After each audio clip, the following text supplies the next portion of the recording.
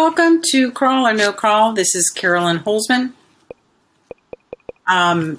Today is August 3rd, day 700 of the Indexation Research Project. And as we come up on this 2-year anniversary of the beginning of this research, I'm happy to announce that based on it, a new indexer is about to be born. When it's ready for company, I'll make sure you are some of the first to know and to have a chance to get in on the first beta. All right, second, this fall I'm reopening my forensic SEO training in September. It'll be September 7th, 14th, and 21st. And I'll be adding in a helpful content diagnostic for the purpose of helping SEOs be able to tell if a site's been impacted by a helpful content system update. You can find more about it at forensicseotraining.com. I'll be updating that page before too long with those dates and a pay option and a little more updated information on the topics for each week.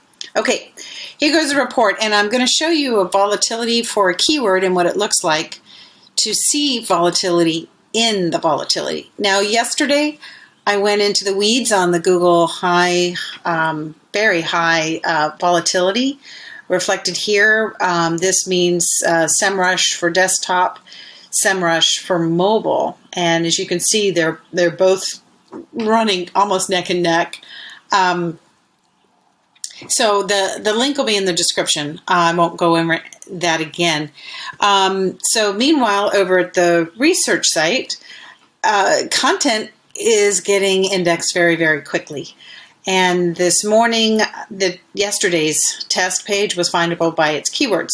And today's test page was launched. It was published and then requested through Search Console, and the first bot arrived. And it's gone into, you can see here, it's very quickly. So I mentioned before Quora SEO volatility reports. And so I thought it might be fun today for me to show you what that looks like. And, you know, like what it means when I say there's volatility in the volatility. Now, if you're familiar with Quora, there's a feature in there where multiple sequential runs of the same search are run. Let me just go over there and show you here. So basically, this is the term Emergency Plumber Austin, and I set it up to pretend like I'm searching near Austin, Texas. And you can see this is today's date. And the 20 samples means that this search was run 20 times in a row very quickly. Now you can see this over here. That's what each one of these numbers is, that each one of them represents a sample. Now, I'll go through like what all this means really quickly, but basically every time the dice is rolled, very often, sometimes things appear in different positions. Now, we didn't know how to see this until Ted created this tool, and I love it. I'll put the link in the description if you are curious and want to get it for yours, because it's a fantastic tool to diagnose what's going on and to see something that you're not going to see in other tools. So each case, like right here, what this means is this URL showed up in all 20 of those samples, and 100% of the time it was in the number 1 spot, and of course then the worst case, it was in the number 1 spot. So that's like, yay. Now, as you can see, pretty much for everything, most things on page 1, pretty stable, right? There's a little bit of stuff going back and forth here. And as you scroll down, you can see, like right here, all of these results are in all 20 roles. So it doesn't mean that they're always in the same spot. It just means that whenever that term is being searched, these guys are appearing in the search. And what the green means is that Google is testing it up some of the time. What the gradient of the red or the pink, that's where it's testing it down. So if you look at this, you can see kind of starting here on page 2, while you've got 100% in the search, you can kind of see that there's a little volatility going on here. Another way volatility looks is when you scroll down. Of course, these are all the results on one page, but it's basically 10 pages of results. So you can see that some of them don't show up in 100% of the search. So in this case, it would be 18 out of the 20. And this would be 19 out of the 20. But sometimes, oh, I'm so sorry. So this basically means in 2 out of 20. And then as you scroll down, you start to see a little bit more that, and oh, looky here. Okay, so once you start, and this makes sense, right? You know, at the tail end, they're probably scraping the bottom of the barrel for results that they feel, Google feels, are related to this term and in that area. Okay? So what I did, I ran that one time. I ran that another time. So it was shortly after. And again, same term. And then I wanted to see what was happening. So I put it all in a spreadsheet, and then I sort of blended them together so I could see them. And now this is, you know, not exact, precise in terms of, you know, you'll see what I mean.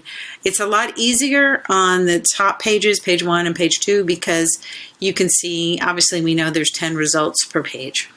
But then when Google starts swapping in things, then all of a sudden, they may not be in every search, but they were on page 3 for some of it. So it'll look like they have more than 10 results on a page. So just answering those questions ahead of time. So basically here, you know, between the 2 volatility reports, pretty much seeing the same. And we start to get it on page 2, where one goes down and one goes up. So it like flip-flops. So this one over here was down here, and then this one, which is higher up in this one, was over here, one down. So that's how down 1, up 1, down 1, up 1. So it's like a flip-flop. And the same, and then we keep going down. Now, when you have an even amount flip-flopping up and down, you don't necessarily see a lot of volatility between the 2 pages, right? So as we go down, this one went down 3, this one went down 2. And then these guys go up 1 and up 4, and then look here, down 1, down 1, down 1. So that's why I'm saying that not all volatility necessarily is down, but when somebody goes up, that's going to push everybody below them down. So that's why what goes up makes other things go down, and vice versa. So this one, we go through here, like even though these guys are 90% in the search, they're pretty steady, you know, at that same position.